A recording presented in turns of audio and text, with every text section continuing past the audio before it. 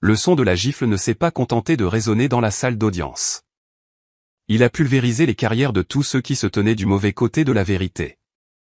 Un instant plus tôt, l'agent Stéphane Dubois incarnait le visage arrogant d'une autorité intouchable, dominant la députée Manon Leroy avec un ricanement qui avait terrorisé des suspects pendant des décennies.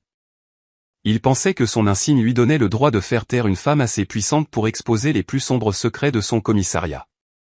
Il a commis une erreur fatale. Il a levé la main, mais il a oublié qu'avant d'être une femme politique, Manon Leroy était une soldate. Regardez attentivement, car ce qui se passe dans les 3 secondes suivantes est l'exemple le plus satisfaisant de karma instantané que vous verrez jamais. L'air à l'intérieur de la salle d'audience numéro 4 du tribunal de grande instance était vicié, recyclé, et épais d'une odeur de cire à parquet et de transpiration anxieuse. C'était le genre d'atmosphère où les carrières venaient mourir. Et en ce mardi humide d'octobre, la carrière sur le billot appartenait à toute la brigade des stupéfiants de la police métropolitaine. Assise au premier rang de la galerie du public, le dos droit comme une tige d'acier, se trouvait la députée Manon Leroy. Elle n'avait aucune obligation d'être là. La plupart des députés se seraient tenus à l'écart d'un scandale aussi volatile, une affaire de corruption impliquant 3 inspecteurs chevronnés accusés d'avoir fabriqué des preuves. Mais Manon n'était pas comme la plupart des politiciens. Elle avait grandi dans le quartier même que ses agents avaient terrorisé, et elle avait fait campagne sur la promesse de faire le ménage. Elle ajusta les poignets de son blazer bleu marine, ses yeux rivés sur la barre des témoins. L'homme qui témoignait actuellement était un informateur terrifié du nom de Lucas Martin. Il transpirait abondamment, ses yeux fuyant vers les lourdes portes en chêne où se tenait l'agent de sécurité du tribunal. Un agent en particulier semblait aspirer tout l'oxygène de la pièce. L'agent Stéphane Dubois. Dubois n'était pas techniquement en procès, mais il était l'incarnation physique de la vieille garde du département. Mesurant 1,90 m, avec une coupe en brosse et un cou aussi épais qu'une souche d'arbre, il se tenait les bras croisés sur sa poitrine, son regard forant la nuque du témoin. Il était censé être là pour la sécurité, pour maintenir l'ordre. Au lieu de cela, il était là pour intimider. Manon avait déposé 3 plaintes distinctes concernant la présence de Dubois dans la salle d'audience au cours de la semaine écoulée. Le président du tribunal, le juge Jean Moreau, un homme connu pour sa clémence envers les forces de l'ordre, les avait toutes rejetées comme de la paranoïa procédurale. Monsieur Martin, demanda l'avocate de la défense, une femme à la langue acérée nommée Valérie Bernard, avez-vous oui ou non vu l'inspecteur Miller placer le sac dans le véhicule? Lucas Martin déglutit difficilement. Il regarda le jury, puis le juge, et enfin, ses yeux se verrouillèrent sur ceux de l'agent Dubois. Dubois ne bougea pas. Il n'en avait pas besoin. Il déplaça juste légèrement son poids, sa main frôlant sa ceinture, un mouvement subtil et répété qui hurlait un avertissement. Je ne me souviens pas, balbutia Lucas, sa voix à peine un murmure. Un murmure de frustration ondula dans la galerie. Manon serra la mâchoire. Ils étaient en train de perdre. Les tactiques d'intimidation fonctionnaient au vu et au su de tous, et le système était trop aveugle ou trop complice pour y mettre un terme. Manon se leva. C'était une rupture de protocole, mais elle ne pouvait pas rester assise pendant que la justice était étranglée. Elle se dirigea vers la sortie, ayant besoin d'air, besoin de passer un appel au procureur général. Alors qu'elle atteignait l'allée, les lourdes portes en chêne s'ouvrirent et le tribunal suspendit la séance. L'audience est suspendue pour 15 minutes, annonça le juge Moreau, frappant son marteau avec un bruit sourd. La pièce éclata dans un bruit de papier froissé et de conversation à voix basse. Manon ne partit pas immédiatement. Elle se tenait près de la balustrade, observant Dubois. Il riait maintenant, tapant dans la main d'un des avocats de la défense. L'arrogance irradiait de lui comme la chaleur d'une fournaise. Il savait qu'ils avaient atteint le témoin. Il savait qu'il gagnait. Manon vérifia son téléphone. Elle avait un SMS de son assistante, Chloé Girard. La presse est dehors. Ils veulent une déclaration sur le témoignage de Martin. Elle répondit, pas encore. Alors qu'elle se tournait pour partir, son chemin fut bloqué. L'agent Dubois avait quitté son poste et se tenait maintenant directement devant le portillon qui séparait la galerie du prétoire. Il ne regardait pas les prévenus. Il la regardait directement. « Vous allez quelque part, madame la députée Leroy ?» demanda Dubois. Sa voix était un grondement sourd, faussement poli. « Excusez-moi, agent ?» dit Manon, sa voix froide et détachée. Je dois passer. Le procès n'est pas terminé, dit Dubois, s'appuyant contre le portillon, scellant de fait la sortie. Je pensais que vous voudriez rester pour voir votre chasse aux sorcières s'effondrer. Manon le regarda dans les yeux. Elle avait affronté des seigneurs de guerre dans des zones de conflit pendant son service au sein du service de santé des armées. Un agent corrompu avec un ego surdimensionné ne l'effrayait pas. Écartez-vous, agent Dubois.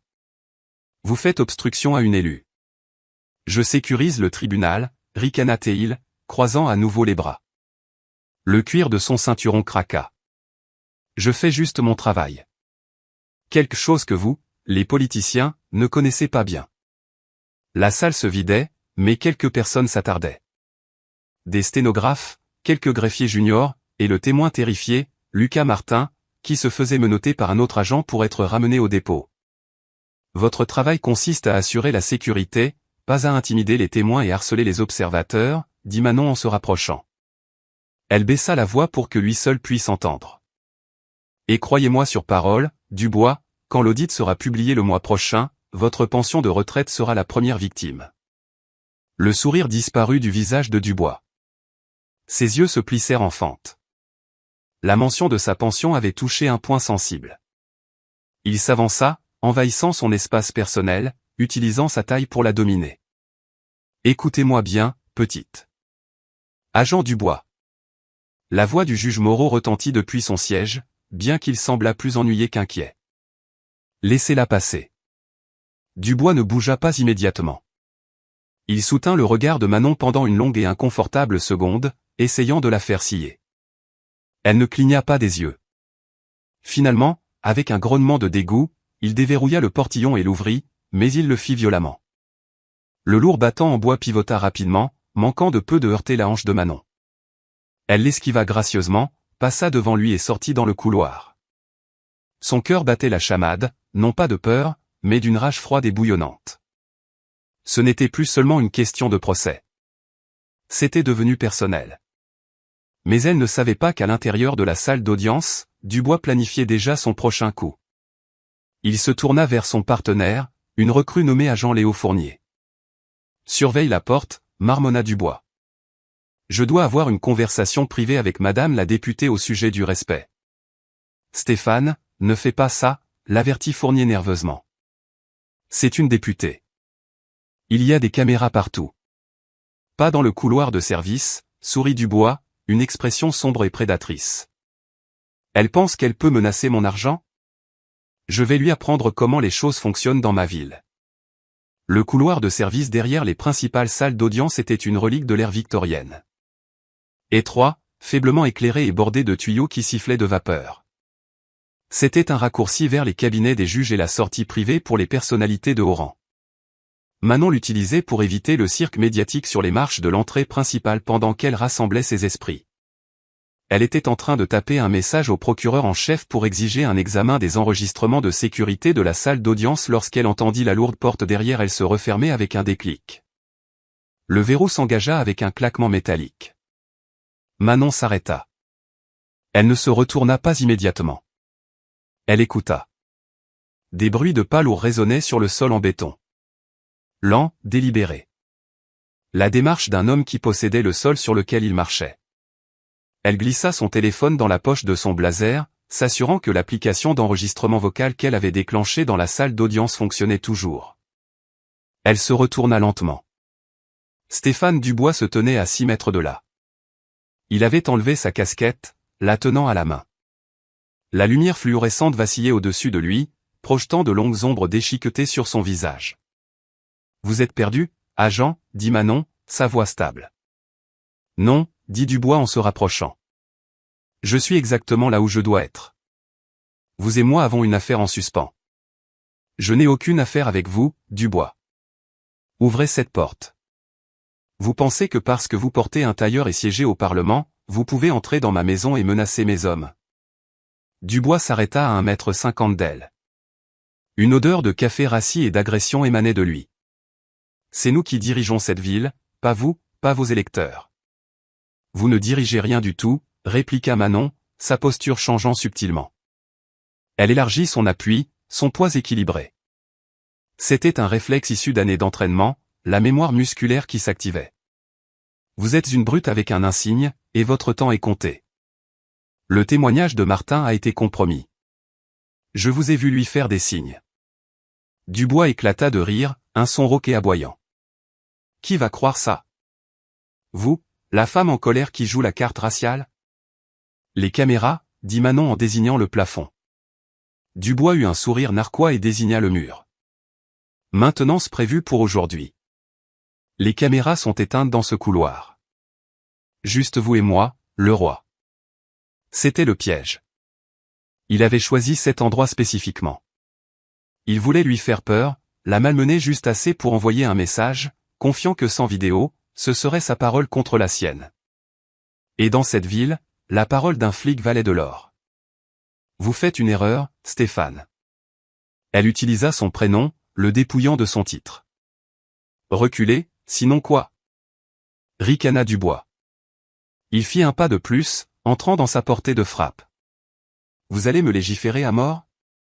Il tendit la main, sa lourde poigne saisissant son épaule, ses doigts s'enfonçant dans le tissu de son blazer, pinçant la peau en dessous. Vous allez retourner là-bas, siffla-t-il, son visage à quelques centimètres du sien, et vous allez dire à la presse que vous aviez tort. Vous allez vous excuser auprès du département. Manon regarda sa main sur son épaule. Retirez votre main. Maintenant. Fais-le-moi faire. Elle ne se débattit pas. Elle ne cria pas. Elle leva simplement sa main gauche et écarta son bras d'un coup sec et précis sur le nerf radial. Dubois hurla de surprise, retirant sa main. La douleur fut immédiate, comme un choc électrique, mais le choc se transforma rapidement en fureur aveugle. Son visage devint cramoisi. Il n'était pas habitué à la résistance. Il était habitué à la peur. Espèce de S. Dubois ne réfléchit pas. Il réagit avec la force brute qu'il avait utilisée dans les rues pendant 20 ans. Il arma son bras droit et balança. C'était une gifle, mais avec le poids d'un homme de sa taille. Elle était destinée à humilier et à neutraliser. Sa paume percuta le côté du visage de Manon. Le son fut écœurant de force dans le couloir étroit, un claquement sec qui résonna sur les murs en béton. La tête de Manon fut projetée sur le côté. La force du coup la fit chanceler, l'obligeant à faire un pas en arrière. Sa joue brûlait, et elle sentit le goût du cuivre. L'intérieur de sa lèvre s'était fendu contre ses dents. Dubois se tenait là, la poitrine haletante, une expression tordue de satisfaction sur son visage. Ça, c'est pour le manque de respect, cracha-t-il. Maintenant, agenoué.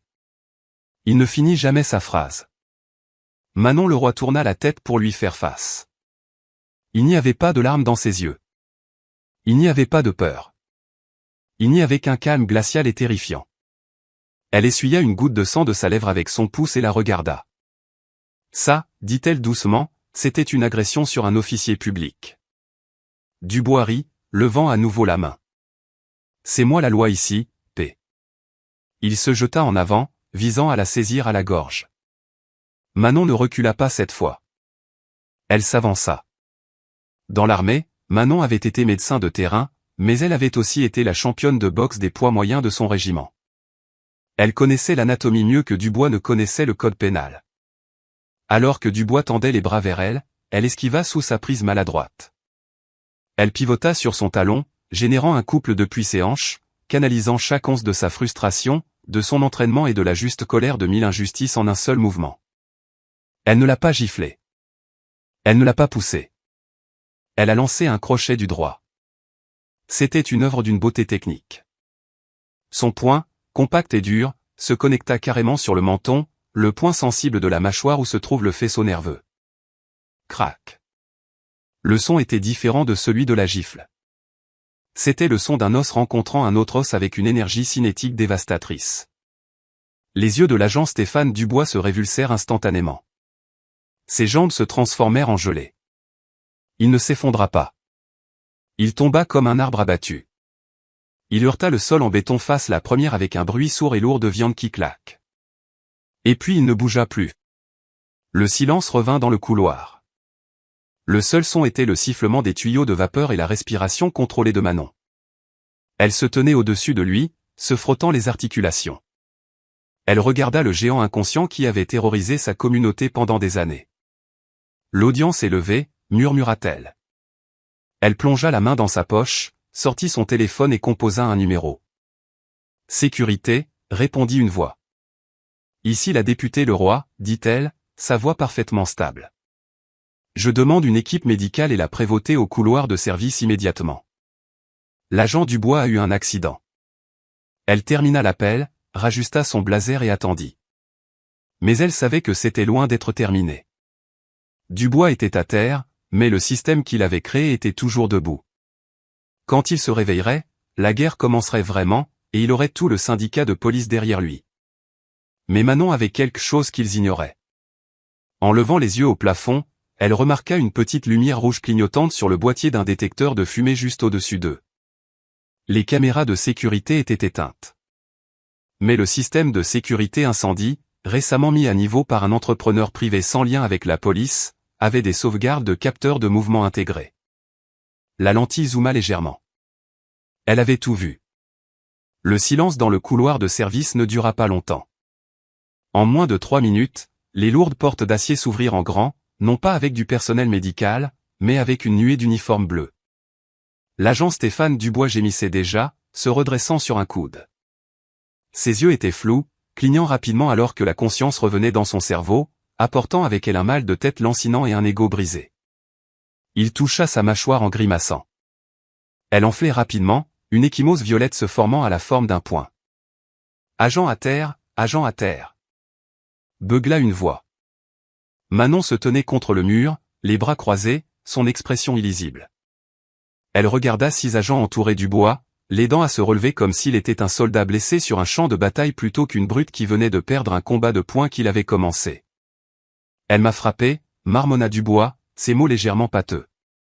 Il pointa un doigt tremblant vers Manon.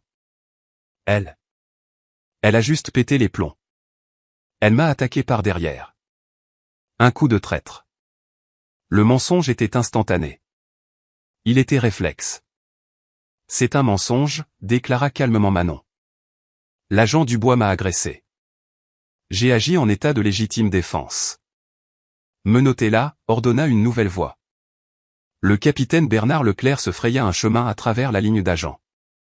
C'était un homme avec un visage de bulldog et la réputation d'enterrer les plaintes des affaires internes dans le sous-sol du commissariat. Il ne regarda pas Dubois. Il fixa directement Manon avec un mélange d'incrédulité et d'opportunisme. Il savait que Manon Leroy était la plus grande menace pour le financement de son département. Et maintenant, elle venait de lui tendre un pistolet chargé. « Capitaine Leclerc, dit Manon, sa voix baissant d'un octave. Si vos hommes me touchent, vous violez mon immunité parlementaire. Je suis une élue qui signale un crime. Vous êtes une suspecte dans l'agression aggravée d'un policier, cracha Leclerc, s'avançant dans son espace. Je me fiche que vous soyez la reine d'Angleterre. Dans ce bâtiment, vous jouez selon mes règles. 2 agents saisirent les bras de Manon. Ils ne furent pas tendres. Ils lui tordirent les épaules en arrière, claquant les menottes métalliques assez serrées pour pincer la peau. Manon ne résista pas physiquement. Elle savait que cela ne ferait que leur donner les images qu'ils voulaient. Mais ses yeux brûlaient d'un feu qui aurait dû les avertir. Alors qu'ils la faisaient sortir du couloir de service, ils ne l'emmenèrent pas par la sortie de derrière. Leclerc voulait un spectacle. Il la fit traverser le hall principal du palais de justice. La presse avait attendu le verdict du procès pour corruption. Au lieu de cela, ils obtinrent le scoop du siècle. Les flashs des appareils photo éclatèrent comme des lumières stroboscopiques. Les journalistes criaient des questions, tendant des microphones par-dessus les barrières de police. « Madame la députée Leroy, avez-vous attaqué l'agent? Est-il vrai que vous étiez sous influence? Manon, par ici. » Le récit était déjà en train de s'écrire. Leclerc s'arrêta brièvement devant les caméras, juste assez longtemps pour que le monde voie Manon menottée, la tête haute, entourée de policiers victimisés. Derrière eux, des ambulanciers évacuaient Stéphane Dubois sur une civière. Il portait maintenant une Minerve, un accessoire dont il n'avait probablement pas besoin, mais qu'il savait comment utiliser. Il jouait le rôle à la perfection, fermant les yeux et grimaçant de douleur pour les caméras. Manon fut poussée à l'arrière d'une voiture de police. La porte claqua, coupant le bruit de la presse, mais pas le sentiment de naufrage dans ses entrailles. Elle regarda à travers le grillage Leclerc parler à un journaliste du Daily Chronicle. Il avait l'air solennel, secouant la tête, montrant le palais de justice. Il tissait sa toile. « Nous sommes choqués », dit Leclerc aux caméras, sa voix grave. « Nous attendons de nos élus qu'ils soutiennent les forces de l'ordre, pas qu'ils les brutalisent. » L'agent Dubois est un vétéran décoré. C'était une attaque violente et non provoquée par une femme qui se croit manifestement au-dessus des lois. À l'arrière de la voiture, Manon ferma les yeux. Elle ne priait pas. Elle calculait. Il pensait avoir gagné. Il pensait l'avoir humilié, discrédité, et avoir sauvé leur procès pour corruption, le tout en un après-midi. Ils avaient les photos.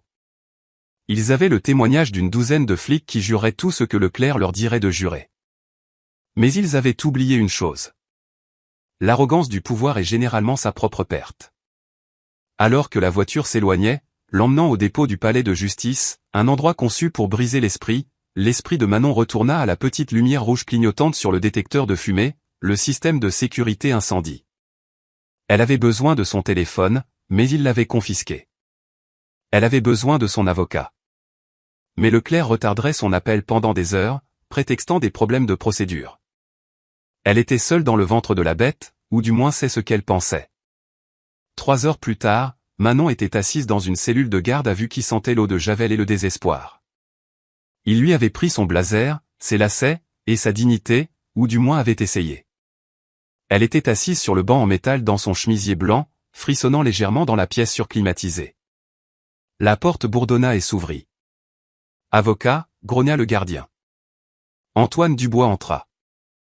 Il ne ressemblait pas à un avocat de la défense typique et puissant. Il portait un costume en lin froissé, avait les cheveux en désordre et semblait ne pas avoir dormi depuis une semaine. Mais il était le requin juridique le plus redoutable de la ville. Il connaissait Manon depuis l'université. Il ne dit pas un mot. Il s'assit simplement sur le banc à côté d'elle, ouvrit sa mallette et sortit une tablette. « Tu fais le buzz », dit Antoine sèchement, et pas dans le bon sens. Il lui montra l'écran. Le hashtag Le Roi Labrut était viral. La photo de Dubois avec sa Minerve était partout. Le syndicat de police avait déjà publié une déclaration exigeant sa démission du Parlement. « Il m'accuse de coups et blessures volontaires et d'entrave à la justice », dit Manon. « Leclerc veut ma tête. Il veut un accord de plaider coupable », corrigea Antoine. « Il veut que tu démissionnes et que tu plaides coupable pour un délit mineur afin que tout cela disparaisse. Si tu te bats, ils t'enterreront sous 20 ans de preuves fabriquées. » Je ne l'ai pas fait, Antoine. Je sais que non. Tu es médecin. Si tu avais voulu le blesser, il ne se réveillerait pas. Antoine eut un demi-sourire, mais ses yeux étaient inquiets. Mais ça n'a pas d'importance. C'est ta parole contre celle d'un flic décoré et de tout son commissariat. Et les caméras du couloir étaient éteintes. Opportunément. Elles étaient éteintes, murmura Manon, se penchant près de lui. Mais pas les capteurs d'incendie. Antoine se figea. Il la regarda, ses sourcils se fronçant. Les capteurs d'incendie ? Manon ? Ça détecte la fumée, pas les crochets du droit. Le palais de justice a subi une rénovation le mois dernier, expliqua rapidement Manon. Je siège à la commission du budget. J'ai approuvé le contrat. Nous avons engagé Vanguard Safety Solutions, une société technologique privée, pour installer un nouveau système de bâtiment intelligent. Il utilise des capteurs optiques pour la détection de chaleur, mais ils ont un flux visuel secondaire pour l'assurance responsabilité. Il enregistre en haute définition sur un serveur cloud pour empêcher toute manipulation. Antoine la fixa pendant une longue seconde. Puis, un lent sourire prédateur s'étala sur son visage. Est-ce que Leclerc le sait ? Leclerc pense qu'Internet est une série de tubes, dit Manon. Il n'en a aucune idée. Mais nous avons un problème. Les données sont effacées toutes les 24 heures à moins d'un incident enregistré. Et Vanguard a un contrat avec la ville. Si la police découvre que les enregistrements existent, ils feront pression sur l'entreprise pour les supprimer sous prétexte de sécurité nationale ou une autre absurdité. Antoine vérifia sa montre. Il est 16 heures. L'incident s'est produit à 13 heures. Nous avons 21 heures avant que cet enregistrement ne soit écrasé. Nous avons besoin du fichier brut, dit Manon. Pas une copie, les métadonnées originales. Sinon, ils prétendront que c'est un hypertrucage. Antoine se leva, refermant sa mallette. L'épuisement avait disparu de son visage, remplacé par le frisson de la chasse. Je ne peux pas l'obtenir par assignation assez rapidement. Un juge ne signera pas un mandat basé sur une intuition concernant une alarme incendie avant demain matin. D'ici là, Leclerc aura compris. Appelle Chloé, dit Manon. Mon assistante. Son frère travaille dans l'architecture Bacan pour Vanguard. C'est illégal, avertit Antoine. Si nous le piratons, c'est irrecevable. Nous ne le piratons pas, dit Manon, ses yeux durs. Nous déclenchons un diagnostic.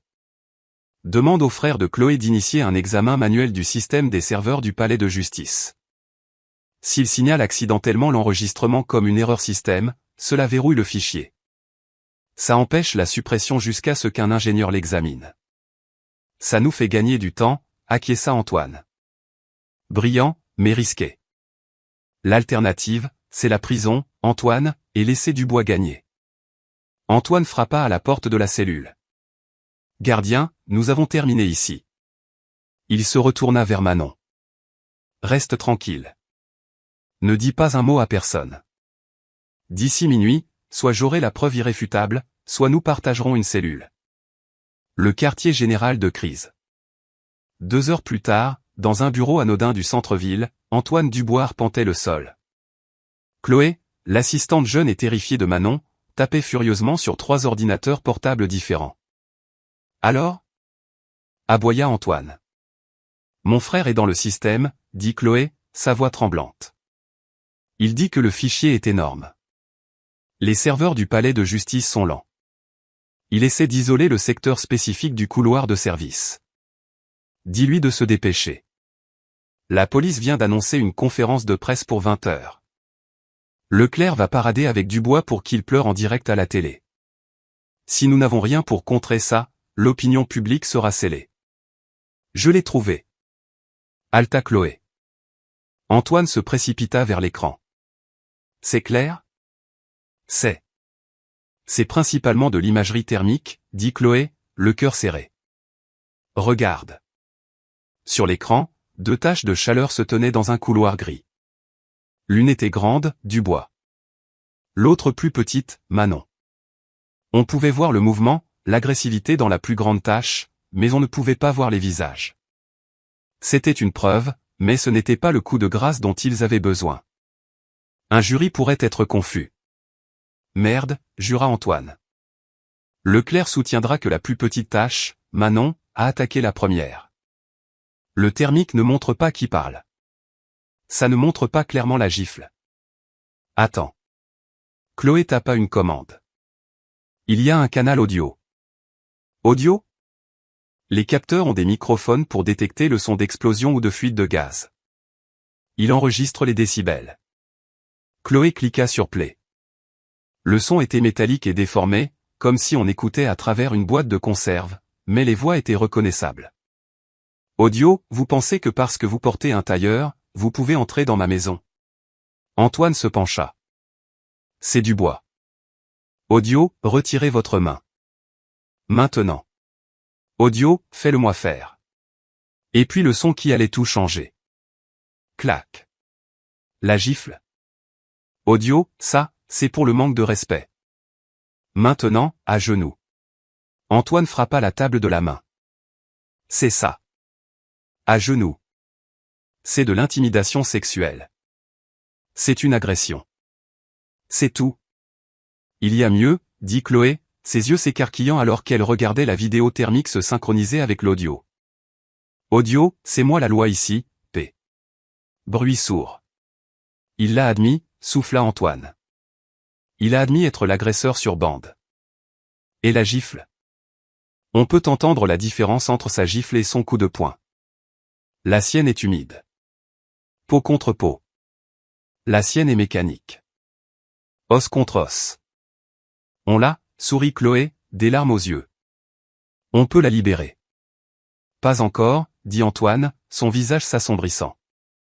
Si nous publions ça maintenant, Leclerc prétendra que c'est truqué. Il l'enterrera sous des objections de procédure. Nous devons les piéger. Comment? Antoine regarda l'horloge. La conférence de presse est dans 1 heure. Leclerc et Dubois vont mentir à toute la ville. Nous allons les laisser faire. Quoi? On les laisse raconter leur histoire, dit Antoine, un sourire cruel se formant. On les laisse commettre un parjure en direct à la télévision. On les laisse creuser le trou si profond qu'ils ne pourront jamais en sortir. Et ensuite, on lâche la bombe. Il attrapa son manteau. Chloé, télécharge ce fichier sur 3 disques cryptés distincts. Envoie-en un au procureur général, un à mon serveur sécurisé, et garde-en un sur toi. Je vais au palais de justice. Qu'est-ce que tu vas faire? Je vais passer un marché avec Leclerc, dit Antoine. Je vais lui dire que Manon est prête à s'excuser. Chloé le dévisagea. Tu vas le piéger. Oh non, rit Antoine en ouvrant la porte. Je vais le détruire. Le piège est tendu. De retour dans la cellule, le gardien ouvrit à nouveau la porte. Cette fois, le capitaine Leclerc entra, l'air suffisant. Il tenait un morceau de papier. Votre avocat a appelé, dit Leclerc, jetant le papier sur le banc à côté de Manon. Homme intelligent. Il dit que vous êtes prête à être raisonnable. Manon regarda le papier. C'était une confession. Manon Leroy, admets avoir frappé l'agent Dubois dans un moment de détresse émotionnelle. Elle leva les yeux vers Leclerc.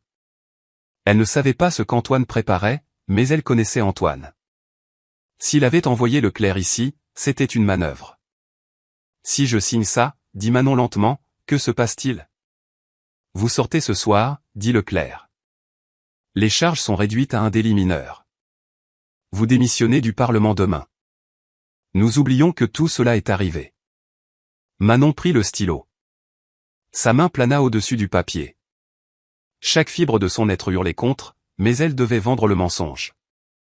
Je veux rentrer chez moi, murmura-t-elle, feignant la défaite. Fille intelligente, sourit Leclerc. Manon signa, mais elle ne signa pas son nom. Elle signa un seul mot en une boucle qui ressemblait à une signature, à moins d'y regarder de près. Vanguard. Elle tendit le papier à Leclerc. Il ne le regarda même pas. Il le plia simplement et le mit dans sa poche. Venez, dit Leclerc. Nous avons une conférence de presse. Vous allez vous tenir à côté de moi pendant que je lis cette déclaration. Manon se leva. Montrez le chemin, capitaine. Alors qu'elle sortait de la cellule, la lourde porte d'acier claqua derrière elle, mais cette fois, elle ne marchait pas vers son exécution. Elle marchait vers la leur. La salle de presse du palais de justice était un amphithéâtre de requins. Des dizaines de caméras étaient montées sur des trépieds, leurs objectifs comme des yeux sans paupières braqués sur le podium. L'air était épais de l'électricité d'un scandale. L'histoire d'une députée agressant un agent décoré avait déjà été reprise par les chaînes nationales. C'était la tempête parfaite de politique, de race et de violence. Le capitaine Bernard Leclerc se tenait au podium, se prélassant dans l'attention. Il ajusta le microphone, son visage un masque de devoir solennel. À sa droite se tenait l'agent Stéphane Dubois, portant toujours la Minerve, son bras en écharpe maintenant pour un effet dramatique supplémentaire. À sa gauche se tenait Manon Leroy. Elle était menottée, son visage sans maquillage, sa posture rigide. Elle ressemblait exactement à ce que Leclerc voulait qu'elle ressemble, vaincue. Antoine Dubois se tenait au fond de la salle, adossé au mur, vérifiant son téléphone. Il fit à Manon un signe de tête presque imperceptible. Mesdames et messieurs, commença Leclerc, sa voix tonitruante. Merci d'être venus.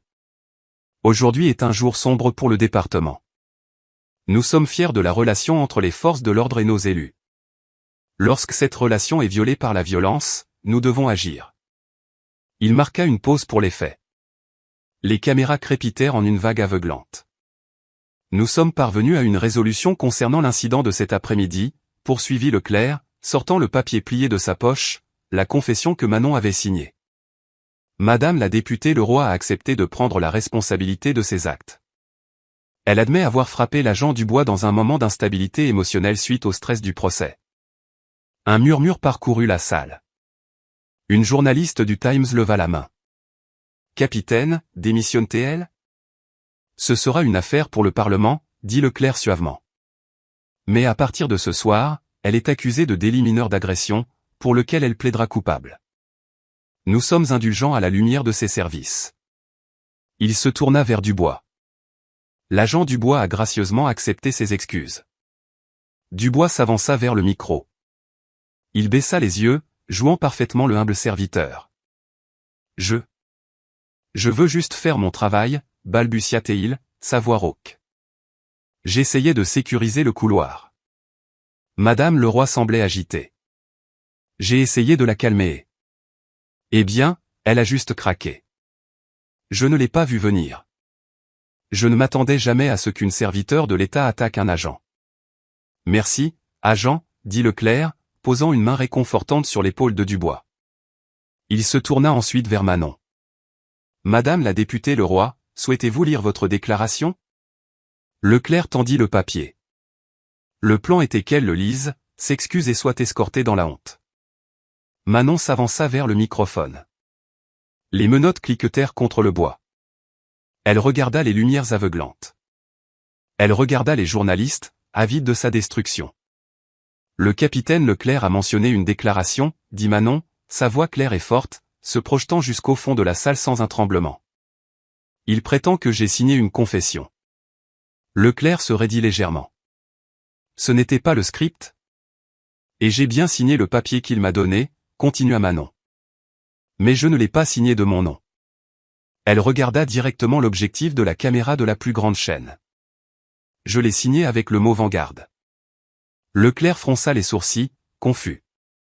De quoi parle-t-elle? Vanguard Safety Solutions, cria Manon par-dessus lui. La société qui gère les systèmes de sécurité incendie de ce bâtiment, en particulier les capteurs de chaleur et audio dans le couloir de service. À ce moment précis, Antoine Dubois s'avança depuis le fond de la salle. Il tenait une tablette connectée sans fil au système audiovisuel principal de la pièce. Il ne demanda pas la permission. Il pirata simplement le flux Bluetooth. Le capitaine Leclerc prétend que les caméras étaient éteintes, la voix d'Antoine retentit. Il a raison. Mais le bâtiment écoutait. Les grands écrans derrière le podium, habituellement utilisés pour les statistiques sur la criminalité, s'animèrent soudainement. La vidéo d'imagerie thermique apparut. Les formes grises fantomatiques de deux silhouettes dans le couloir. Leclerc se jeta sur la télécommande sur le podium. Éteignez ça. C'est un enregistrement illégal. C'est un document public. Cria Antoine en retour. Et voici l'audio. La salle devint silencieuse comme la mort alors que l'audio passait sur les haut-parleurs de haute qualité de la salle de presse. Ce n'était plus le son minuscule de l'ordinateur portable. C'était assourdissant. Une preuve indéniable. Audio Dubois, vous pensez que parce que vous portez un tailleur, vous pouvez entrer dans ma maison et menacer mes hommes. Le visage de Dubois devint blême. Le jeu de la humble victime s'évapora instantanément. Audio Dubois, fais-le-moi faire. Clac. Le son de la gifle était distinct. C'était le son de la chair humide frappant la chair. C'était clairement la plus grande silhouette qui frappait la plus petite. Audio Dubois, ça, c'est pour le manque de respect. Maintenant, à genoux. Le halètement des journalistes aspira l'air de la pièce. À genoux. L'implication était vile, prédatrice et sans équivoque. Puis vint le second son. L'impact mécanique et broyeur d'os du crochet de Manon. Bruit sourd. La vidéo se figea sur l'image de la plus grande signature thermique affalée sur le sol tandis que la plus petite se tenait au-dessus d'elle. Manon se pencha vers le microphone, ses yeux fixés sur Leclerc, qui semblait avoir vu un fantôme. Ça, dit Manon en montrant l'écran, c'est l'agent Dubois agressant un membre du Parlement. Et ça, elle montra la gifle, c'est le son de l'instabilité émotionnelle que vous avez cité. Leclerc était paralysé. Il regarda les journalistes. Les caméras n'étaient plus pointées sur Manon. Elles pivotaient comme une meute de loups changeant de cible, directement sur lui et Dubois. Capitaine, cria un journaliste. Saviez-vous pour cet enregistrement? Agent Dubois, avez-vous exigé un acte sexuel de la part de la députée Le Roy? Ce département couvre-t-il une agression contre une élue? Dubois paniqua. Il arracha sa Minerve, oubliant ses blessures. Et pointa l'écran. C'est un faux. C'est de l'IA. Elle l'a truqué. Les métadonnées sont horodatées par le serveur cloud de Vanguard, dit Antoine en remontant l'allée, son téléphone à la main. Je viens d'envoyer le fichier brut à toutes les rédactions de la ville et au procureur général. Leclerc attrapa le microphone, la sueur coulant sur son visage de bulldog. Cette conférence de presse est terminée. Videz la salle maintenant. Mais il était trop tard. La diffusion était en direct. La ville l'avait vu. Le pays l'avait entendu. Manon se tourna vers l'agent à côté d'elle, celui qui tenait la clé de ses menottes. C'était un jeune sergent à l'air terrifié et confus. « Sergent, dit Manon doucement, je crois que vous détenez une femme innocente enchaînée pendant qu'un criminel se tient à ce podium. Vous avez un choix à faire, maintenant. » Le sergent regarda Leclerc, qui hurlait à ses assistants de couper la diffusion. Il regarda Dubois, qui reculait vers la sortie, les yeux fous de peur. Puis il regarda Manon. Clic. Les menottes tombèrent. Manon se frotta les poignets. Elle ne courut pas. Elle s'écarta, donnant aux caméras une ligne de vue claire sur les vrais criminels. « Capitaine Leclerc, dit-elle, sa voix tranchant dans le chaos. Je vous suggère de garder le silence. Le démantèlement du réseau de corruption ne s'est pas produit en quelques semaines. Il s'est produit en quelques minutes. La diffusion en direct de la conférence de presse avait été regardée par 3 millions de personnes. Le temps que Leclerc essaie de quitter le podium, le bâtiment était déjà encerclé, non pas par la presse, mais par la gendarmerie. Le procureur général, ayant reçu l'email d'Antoine et voyant l'implosion en direct, avait émis des mandats immédiats. Leclerc n'eut pas le temps de déchiqueter des documents. Dubois n'eut pas le temps d'appeler son représentant syndical pour inventer une histoire. Les portes de la salle de presse s'ouvrirent en grand, mais cette fois, ce n'était pas la police locale. C'était l'unité de la prévôté et des gendarmes. Bernard Leclerc, aboya un gendarme, sa voix résonnant au-dessus des cris des journalistes. « Éloignez-vous du podium. » Leclerc se figea. Pendant des décennies, il avait été celui qui donnait les ordres. Le choc d'être du côté de celui qui les reçoit semble court-circuiter son cerveau. « Vous ne pouvez pas faire ça, bafouilla-t-il. Je suis un capitaine de police. C'est un coup monté. Vous êtes en état d'arrestation pour complot, entrave à la justice et séquestration, dit le gendarme en montant les marches. Il saisit les bras de Leclerc, les mêmes bras qui avaient gesticulé avec tant d'arrogance quelques instants auparavant, et les tordit derrière son dos. Le clic des menottes fut le son le plus fort de la pièce. Stéphane Dubois essaya de fuir. Il tenta une percée vers la sortie latérale, bousculant un caméraman. C'était un geste pathétique et désespéré. Antoine Dubois se tenait près de la porte. Il ne le plaqua pas. Il tendit juste un pied. Dubois, le géant imposant qui aimait gifler les femmes dans les couloirs, trébucha sur le mocassin italien coûteux de l'avocat. Il s'écrasa sur une pile d'équipements audio, s'emmêlant dans les câbles. Avant qu'il ne puisse se relever, 3 gendarmes étaient sur lui. « Lâchez-moi » hurla Dubois, se débattant comme un animal sauvage. « Elle m'a frappé. Vous avez vu la bande. Elle m'a frappé. Après que vous l'ayez agressée et tenté de la contraindre, dit un gendarme, pressant le visage de Dubois contre la moquette. Vous avez le droit de garder le silence, Dubois. Je vous suggère de commencer à l'utiliser. Manon se tenait près du mur, observant le chaos. Elle sentit une main sur son épaule. C'était Antoine. Ça va ? demanda-t-il doucement. Ça ira, dit-elle, quand ils seront partis. Mais le karma ne faisait que commencer.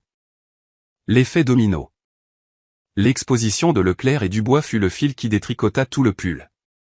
Parce que la crédibilité de Leclerc fut incinérée en direct à la télévision, chaque affaire qu'il avait touchée au cours des 5 dernières années fut immédiatement réexaminée.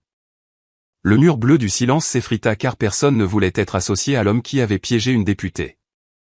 Le lendemain matin, le procès pour corruption de la première partie, celui impliquant les agents des stupéfiants qui fabriquaient des preuves, reprit. Mais l'atmosphère avait complètement changé. Le juge Jean Moreau, celui qui avait rejeté les plaintes de Manon et permis à Dubois d'intimider les témoins, était assis sur son banc, l'air gris et malade. Il savait que le vent avait tourné. Il savait que sa clémence allait maintenant être scrutée comme de la complicité. Le témoin, Lucas Martin, fut ramené. Il avait l'air différent. Il ne tremblait plus. Il avait vu les nouvelles. Il avait vu que le monstre Dubois était dans une cellule. La peur avait disparu. Monsieur Martin, demanda le procureur, enhardi par le changement de pouvoir. Pouvez-vous nous dire ce que vous avez vu? Lucas regarda l'endroit vide où Dubois se tenait autrefois. Il prit une profonde inspiration. J'ai tout vu, dit clairement Lucas. Ils ont placé la drogue, et ils m'ont dit que si je parlais, l'agent Dubois me tuerait. Le jury haleta. L'avocate de la défense, Valérie Bernard, ne fit même pas objection. Elle était assise la tête dans les mains, sachant que c'était fini. Le coup le plus dur. 3 jours plus tard, Manon Leroy retourna au palais de justice. Elle n'était pas là en tant qu'accusée. Elle était là en tant que témoin pour l'audience de libération sous caution de Dubois. Dubois fut amené en combinaison orange. L'assurance avait disparu. La carrure qui le rendait intimidant le faisait maintenant simplement ressembler à une brute boursouflée. Sa coupe en brosse repoussait et il avait l'air fatigué. Son avocat, un avocat du syndicat qui ne voulait clairement pas être là, plaida pour la libération sous caution. Mon client est un agent décoré avec des liens solides avec la communauté. Manon se leva. La nouvelle juge, la juge Isabelle Martin, une femme sévère venue d'un autre district pour garantir l'impartialité, la regarda. Madame la députée Leroy, vous souhaitez parler? Oui, votre honneur, dit Manon. Elle se dirigea vers la balustrade. Elle regarda Dubois dans les yeux. Il ne put soutenir son regard. Il baissa les yeux sur ses mains menottées. Monsieur Dubois n'est pas seulement un danger pour moi, dit Manon. Il est un danger pour le concept même de justice. Il a utilisé son insigne comme une arme. Il a utilisé ce bâtiment comme un terrain de chasse. S'il est libéré, il ne fuira pas. Il tentera d'intimider la douzaine d'autres victimes qui se sont manifestées depuis la diffusion de la bande. La juge hocha la tête. Elle regarda Dubois. La libération sous caution est refusée, statua la juge Martin en frappant son marteau. Monsieur Dubois, vous serez placé en détention provisoire dans l'aile de haute sécurité de la prison du comté jusqu'au procès. Et étant donné la nature de vos accusations, abus de pouvoir et agression sur un officier public, je recommande l'isolement cellulaire pour votre propre protection. La tête de Dubois se releva brusquement. L'isolement? Vous ne pouvez pas me mettre là-dedans. Je suis un flic. Les autres détenus vont me tuer. Vous auriez dû y penser avant de transformer mon palais de justice en votre donjon personnel, dit froidement la juge. Affaire suivante. Alors que les huissiers emmenaient Dubois, il se mit à sangloter. Le dur, l'exécuteur, l'homme qui faisait trembler les hommes adultes de peur, était réduit à supplier. S'il vous plaît, ne me mettez pas avec eux. S'il vous plaît. Ces cris résonnèrent dans le couloir, s'estompant alors que la lourde porte claquait. Manon sortit de la salle d'audience. Antoine l'attendait dans le hall. Le clerc a craqué, dit Antoine en vérifiant son téléphone. Il passe un accord. Il donne les noms de tous les impliqués dans le réseau de stupéfiants. Le chef de la police vient de démissionner. Et Dubois, il risque au moins 15 ans. Manon hocha la tête. Elle sortit par les portes d'entrée du palais de justice. Le soleil brillait. L'air semblait plus propre, plus léger. Elle s'arrêta au bas des marches. L'endroit où elle avait été embarquée menottée dans la voiture de police était maintenant vide. Elle prit une profonde inspiration. Elle avait des bleus au poignet à cause des menottes. Sa lèvre était encore enflée par la gifle, mais elle ne s'était jamais sentie aussi forte. Elle sortit son téléphone et appela son bureau. Chloé, c'est Manon. Rédige un nouveau projet de loi, la loi sur la responsabilité judiciaire. Caméras piétons obligatoires pour tous les agents de sécurité du palais de justice et surveillance indépendante des affaires internes. C'est noté, dit Chloé. Comment vous sentez-vous, patronne? Manon regarda le massif bâtiment de pierre. Ce n'était plus une maison de verre. Je me sens, sourit Manon, comme si la maison était enfin propre. 1 an plus tard, les feuilles d'automne tombaient devant le tribunal de grande instance, tout comme elle l'avait fait en cet après-midi fatidique. Mais à l'intérieur, tout était différent. Manon Leroy se tenait à l'entrée du hall fraîchement rénové. Elle n'était pas là en tant que suspecte ou victime. Elle était là en tant que garde des Sceaux, ministre de la Justice. Sa réélection avait été un raz-de-marée, la plus large de l'histoire du district. La loi Leroy, la législation qu'elle avait rédigée la nuit de sa libération, avait été adoptée à l'unanimité. Désormais, chaque recoin du palais de justice était surveillé par des officiers de surveillance indépendants, et non par des unités de police interne. Elle ajusta le revers de son manteau. Elle venait de terminer une réunion avec le nouveau préfet de police, un réformiste qu'elle avait choisi pour remplacer l'ancien régime. Alors qu'elle se dirigeait vers la sortie, elle aperçut un visage familier en train de passer la serpillière sur les sols en marbre près de l'entrée. C'était Bernard Leclerc. Il ne portait pas un uniforme de capitaine. Il portait la combinaison grise d'un service de nettoyage. Il avait conclu un accord pour éviter une longue peine de prison, mais le coût avait été sa pension, son grade et sa dignité. Il lui était interdit d'occuper à nouveau un emploi dans la sécurité. Maintenant, l'homme qui aboyait des ordres aux députés frottait leurs empreintes de pas sur le sol. Leclerc leva les yeux au passage de Manon. Il se figea. Pendant une seconde, la vieille arrogance vacilla dans ses yeux, mais elle fut rapidement éteinte par la réalité de sa situation. Il baissa les yeux, plongeant sa serpillière dans le seau. « Bonjour, Bernard » dit Manon agréablement, sans ralentir le pas. Il ne répondit pas. Il ne pouvait pas. Mais le karma le plus dur était tombé sur Stéphane Dubois. Manon ne lui rendit pas visite, mais elle recevait les rapports. Antoine Dubois, maintenant procureur de la République, la tenait informée. Dubois purgeait sa peine de 15 ans au centre pénitentiaire de Clairvaux, la prison même qu'il avait aidé à remplir de jeunes hommes sur la base d'accusations forgées de toutes pièces. Le rapport sur le bureau de Manon détaillait la nouvelle réalité de Dubois. Il n'était plus à l'isolement. Il avait été transféré dans la population générale dans une aile de détention préventive, mais la protection était un terme vague. L'homme qui avait exigé une soumission totale, qui avait dit à Manon de se mettre à genoux, était maintenant au bas de la chaîne alimentaire. Il travaillait à la blanchisserie de la prison, pliant des draps 12 heures par jour, recevant des ordres de gardien qui avaient la moitié de son âge et savait exactement qui il était. Il avait perdu sa maison. Sa femme l'avait quitté 3 mois après le début de sa peine. Le syndicat de police l'avait radié pour sauver la face. Il était seul, fauché et impuissant. Alors que Manon sortait du palais de justice, son téléphone vibra. C'était un SMS de Lucas Martin, le témoin qui avait eu trop peur pour parler. Texte, je viens de recevoir ma lettre d'admission à la fac de droit. Merci, Madame la ministre. Manon sourit, respirant l'air frais. Elle regarda les portes vitrées du tribunal. Le système ne s'était pas réparé tout seul. Elle l'avait brisé et reconstruit. Elle descendit les marches, le son de ses talons claquant sur le trottoir, un son régulier et rythmé de progrès. Elle avait appris la leçon la plus importante de toutes. L'autorité ne consiste pas à frapper fort. Elle consiste à se battre avec acharnement lorsque le monde essaie de vous mettre KO. Et c'est l'histoire de comment un moment d'arrogance a coûté à un agent corrompu toute sa vie. Stéphane Dubois pensait que son insigne faisait de lui un dieu. Mais il a oublié que le vrai pouvoir ne vient pas de l'intimidation. Il vient de l'intégrité.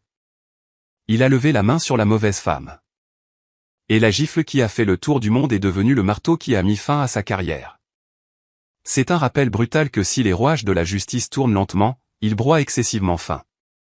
Le karma n'arrive pas toujours instantanément. Mais quand il arrive, il frappe plus fort qu'un champion poids lourd.